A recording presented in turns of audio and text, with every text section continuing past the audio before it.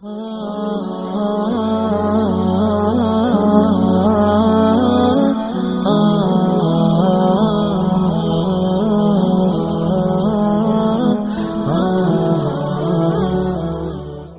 شخص نے حضور سے کہا کہ حضور مجھے کوئی وصیت کیجئے۔ حضور نے اسے ارشاد فرمایا کہ تو غصہ نہ کیا کر۔ اس نے پھر کہا مجھے وصیت کیجئے، تو آقا کریم نے پھر فرمایا غصہ نہ کیجئے۔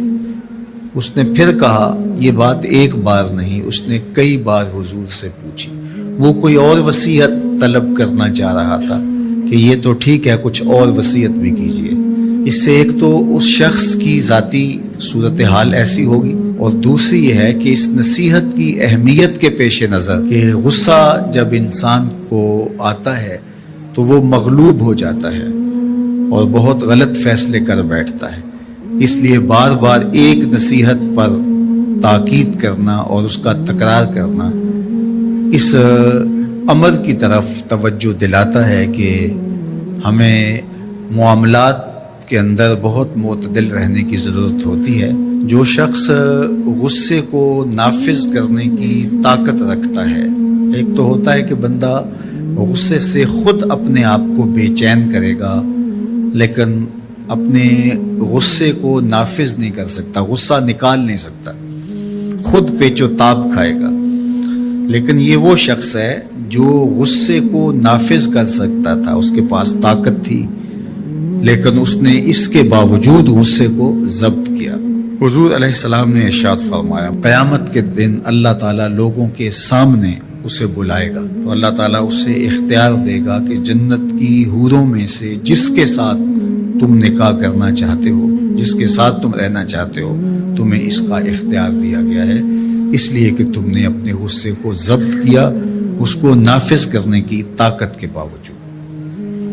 اور ایک روایت حضرت سلیمان بن سرد رضی اللہ تعالی عنہ سے مروی ہے، کہتے ہیں کنت جالسا مع النبی صلی اللہ علیہ وآلہ وسلم، میں حضور علیہ السلام کی مجلس میں بیٹھا ہوا تھا، دو لوگ تھے، وہ آپس میں الجھ رہے تھے، ان میں سے ایک شخص کا چہرہ غصے سے سرخ ہو گیا، رگیں پھولی ہوئی تھی، اور ایک دوسرے کے لیے سب و شتم کا ماحول پیدا ہو گیا تھا۔ اللہ کے رسول صلی اللہ علیہ وآلہ وسلم نے ارشاد فرمایا، میں ایسا کلمہ جانتا ہوں کہ اگر یہ کلمہ پڑھ لیں تو ان کا یہ غصہ زائل ہو جائے گا، ان کی جو کیفیت ختم ہو جائے گی، اور وہ کیا ہے؟ اعوذ باللہ من الشیطان الرجیم۔ یہ پڑھ لیں تو جو ان کے اندر ہے وہ چلا جائے گا۔ تو لوگوں نے اس شخص کو کہا جس کی رگیں پھولی ہوئی تھی اور غصے سے اس کا چہرہ سرخ ہوا جا رہا تھا کہ تعوذ پڑھو، اعوذ باللہ من الشیطان الرجیم پڑھو۔ اور یہ اللہ تعالیٰ نے قرآن مجید میں ارشاد فرمایا ہے کہ جب غصے سے انسان بے قابو ہو جائے تو اس کو چاہیے کہ وہ اپنے غصے سے باہر نکلنے کے لیے تعوذ پڑھے۔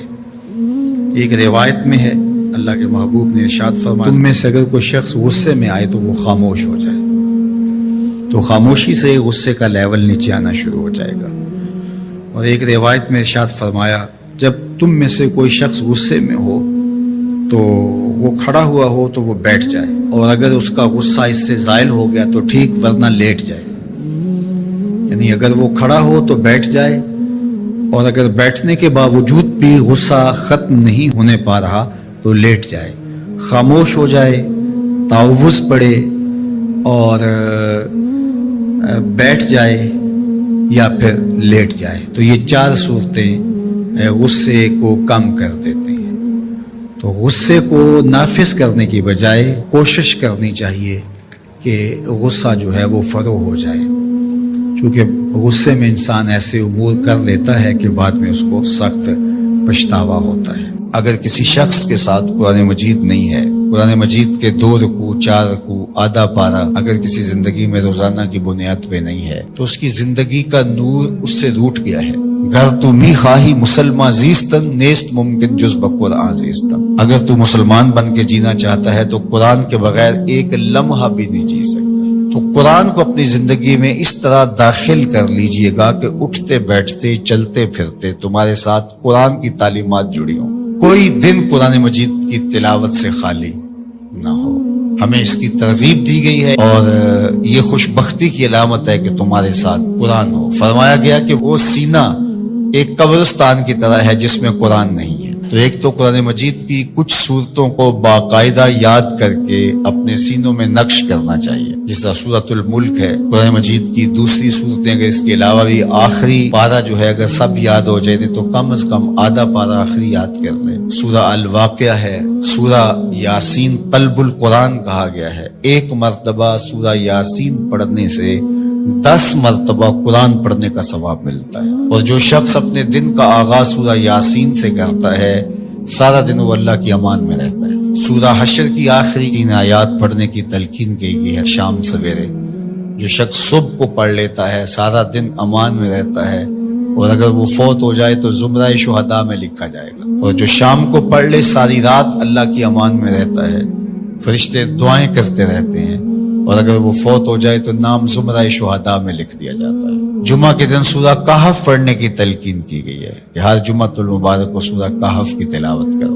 تو قرآن زندگی میں شامل کیا جائے. یہ بدبختی سے بچاتا ہے، قبر میں روشنی لاتا ہے، اجالے لاتا ہے. اور سورہ کہف پڑھنے والے کی قبر میں روشنی ہوں گی، یہ قبر میں روشنی لے کے جائے گی. خاتون ہے تو وہ اچھے شوہر کو تلاش کرے جو کل بچوں کا اچھا باپ بن سکے، اور اگر مرد ہے تو وہ اچھی خاتون تلاش کرے جو کہ اچھی ماں بننے کی صلاحیت رکھتی ہو.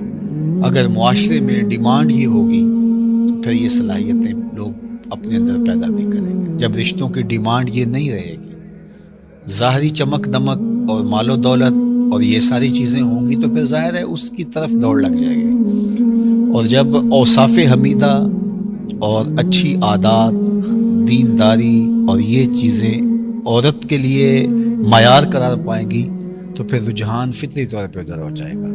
تو آج اگر ہمارے ہاں ان چیزوں کی کمی واقع ہو رہی ہے تو پھر اس کا سبب یہ ہے کہ ہمارے رجحان اور ہماری ترجیحات تبدیل ہو گئی. حضرت سیدنا عمر رضی اللہ تعالیٰ عنہ کا واقعہ آپ نے سنا ہوگا کہ آپ جب پہرا دے رہے تھے، راتوں کو گشت کیا کرتے تھے، تو ایک خاتون اپنی بیٹی سے کہہ رہی تھی کہ دودھ میں پانی ملاؤ تاکہ ہم زیادہ پیسے کما سکیں. تو اس لڑکی نے کہا کہ امیر المومنین حضرت عمر نے دودھ میں پانی ملانے سے منع کر رکھا ہے. تو اس خاتون نے کہا کہ عمر کون سا دیکھ رہا ہے؟ تو اس لڑکی نے کہا کہ عمر تو نہیں دیکھ رہا، عمر کا رب تو دیکھ رہا ہے. حضرت عمر رضی اللہ تعالیٰ عنہ بہت متاثر ہوئے اور اس دروازے پر نشان لگا دیا. واپس آئے، صبح ہوئی تو اپنے بیٹوں کو بلایا. اپنے بیٹے سے کہا کہ میں جو ہے وہ تمہارا ایک خاتون سے نکاح کرنا چاہتا ہوں. تو انہوں نے کہا کہ جس طرح آپ کی مرضی ہو.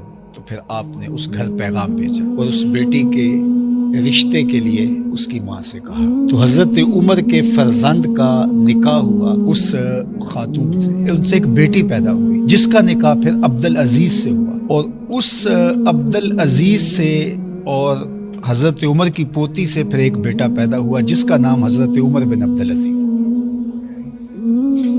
تو اچھی مائیں اچھی قوم دے سکتی ہیں. تو اچھی ماں کا انتخاب اس وصف پر آپ نے اپنے بیٹے کا نکاح کر دیا کہ یہ کس قدر اللہ سے خشیت اور اللہ سے خوف رکھنے والی خاتون ہے. حضور نے ارشاد فرمایا کہ نکاح کیا جاتا ہے 4 چیزوں کی وجہ سے: لمالہا، لجمالہا، لحسبہا. کسی کے مال کی وجہ سے نکاح کیا جاتا ہے، حسب و نسب کی وجہ سے نکاح کیا جاتا ہے. اسی طرح جو ہے وہ حسن کی وجہ سے نکاح کیا جاتا ہے. پھر فرمایا کہ جو ہے وہ دین کی وجہ سے نکاح کرنے کی پھر تلقین ارشاد فرمائی. اور دین سے مراد وہ خوبیاں ہیں جو دین ہمیں بتاتا ہے، وہ جہاں پائی جائیں. فرمایا جس کا اخلاق کو، جس کا دین تمہیں پسند آ جائے اس سے اپنی بیٹی کا نکاح کر لو. نکاح کے انتخاب کے لیے 2 چیزیں بیان: جس کا خلق اور جس کا دین تمہیں پسند آ جائے اس سے اپنی بیٹی کا نکاح کر لو. ابو الاسود الدؤلی زمانہ جاہلیت کا ایک شاعر گزرا ہے. ایک دن وہ اپنے بیٹوں سے کہنے لگا کہ میں تمہارے پیدا ہونے سے پہلے بھی اور تمہارے پیدا ہونے کے بعد بھی تمہارے اوپر بڑے احسانات کیے.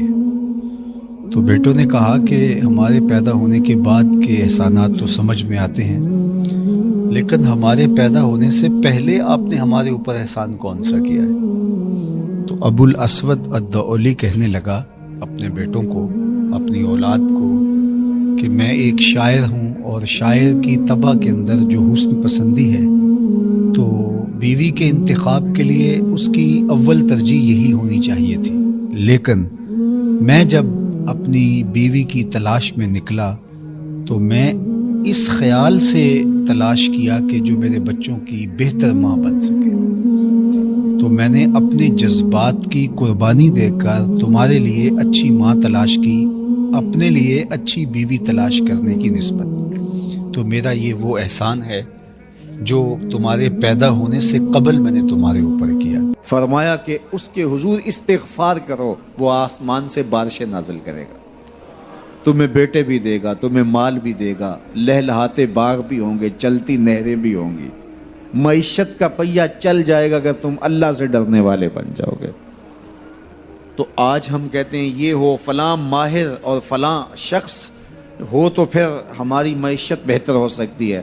اللہ نے کہا استغفار کرنا سیکھ لو، میں تمہارے لیے رحمتوں کے دروازے کھول دوں گا، رحمتوں کے در کشادہ کر دوں گا، پیچیدگیاں ختم ہو جائیں گی، مشکلیں آسان ہونے لگیں گی اگر تم اللہ سے ڈرنا سیکھ جو، اس کے حضور استغفار کرنا سیکھ جاؤ۔ اور اگر تم ایسا نہیں کرو گے تو تمہارے اوپر نیچے سے عذاب نازل ہوگا۔ وَهُوَ الْقَادِرُ ایک نقطے وچ گل مکدی اے، او ایک نقطے وچ گل مکدی اے، پھڑ نقطہ چھوڑ حسابانو، کر دور کفر دیاں بابانو، چھڑ دوزخ گور۔ وہ اس بات پہ قادر ہے ان یبس علیکم عذاباً، کہ وہ تمہارے اوپر عذاب نازل کرے، تمہارے اوپر سے، تمہارے نیچے سے۔ اللہ اکبر۔ اوپر کا عذاب کیا ہے کہ آسمان سے پتھر برسیں، نیچے کا عذاب کیا ہے زلزلے آئیں، یا پھر زمین فصل دینا چھوڑ دے، زمین بنجر ہو جائے، یہ نیچے کا عذاب ہے۔ حضرت عبداللہ ابن عباس رضی اللہ تعالیٰ عنہ فرماتے ہیں اوپر کا عذاب یہ ہے تمہارے حکمران نااہل ہوں، اور نیچے کا عذاب یہ ہے تمہاری اولادیں نافرمان ہو جائیں۔ یہ اوپر اور نیچے کا عذاب ہے جس میں تمہیں مبتلا کر دیا جاتا ہے۔ یہ کب ہوتا ہے؟ جب تم اللہ کے حکموں کے نافرمان ہو جاؤ۔ جب چند لوگ اللہ کے نافرمان ہو جاتے ہیں تو پھر ان چند لوگوں کو انفرادی اذیتوں میں اور مشکلات اور پیچیدگیوں میں مبتلا کیا جاتا ہے۔ لیکن جب کوئی قوم من حیث المجموع اللہ کے حکموں کو توڑتی ہے اور اس کے حکام سے روح گردانی کرتی ہے تو پھر پوری قوم کو مشقتوں میں، اذیتوں میں، تکلیفوں میں مبتلا کر دیا جاتا ہے۔ اس کا علاج کیا بتایا؟ استغفار۔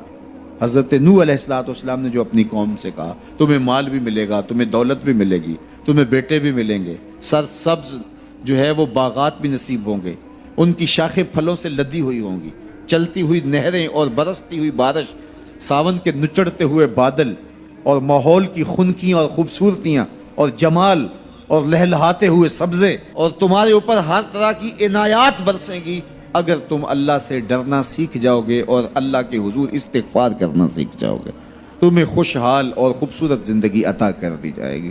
اللہ اکبر۔ لیکن اگر تم ایسا نہیں کرو گے تو تمہاری معیشت تنگ کر دی جائے گی۔ استغفار کریں، تقوی کے خوگر ہو جائیں، شکر کرنے کی عادت ڈالیں۔ جو شکر کرتے ہیں اللہ تعالیٰ ان کو اور زیادہ عطا فرماتا ہے، دنیا میں بھی اور آخرت میں بھی۔